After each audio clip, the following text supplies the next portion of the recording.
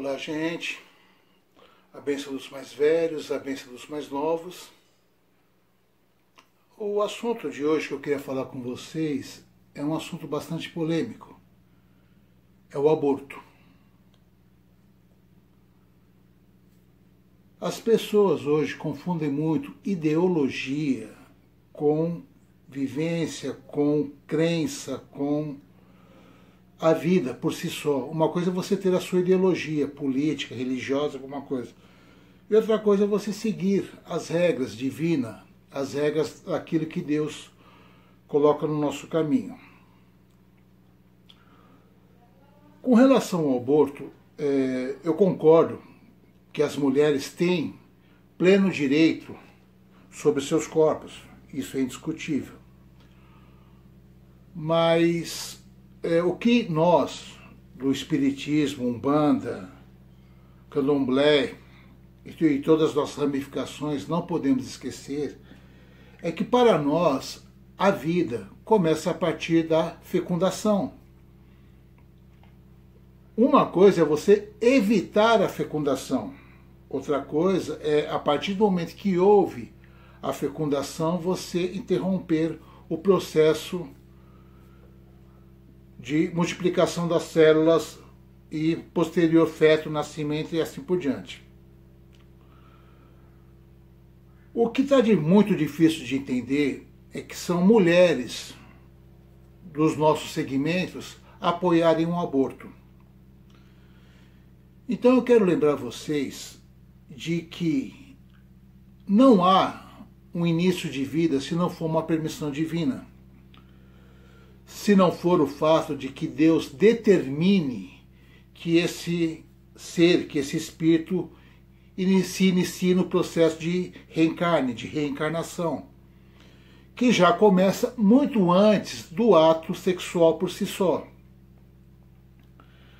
A gente tem que entender que o espírito, para reencarnar, ele passa por todo um processo.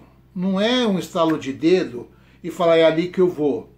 Tem um processo de aceitação, tem um processo de transformação, tem o processo familiar, um monte de coisa para que o espírito venha. Então, quando se acontece de interromper uma gestação, a gente está cometendo crime contra a vida, sim. Não só da parte do Código Penal, mas sim da parte espírita, da parte religiosa.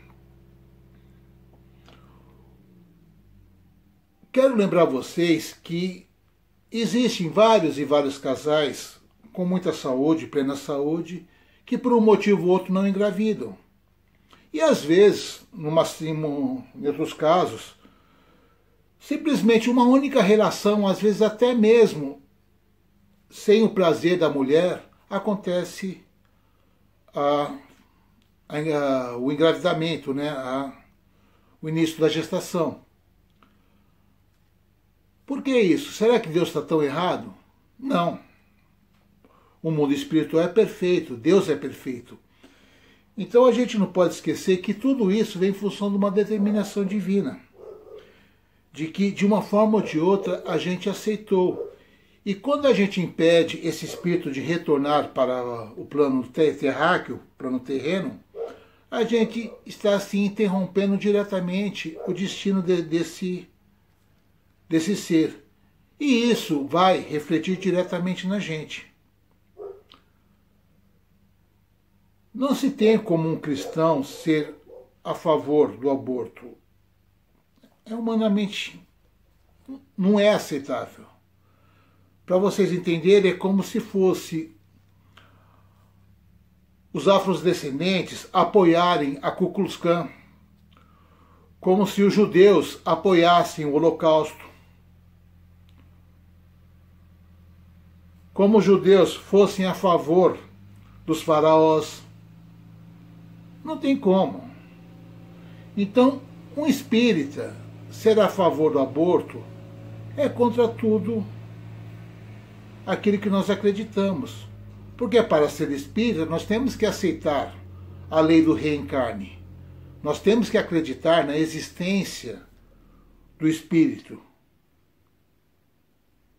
E sem o processo de reencarnação não existe uma continuidade no nosso caminho evolutivo.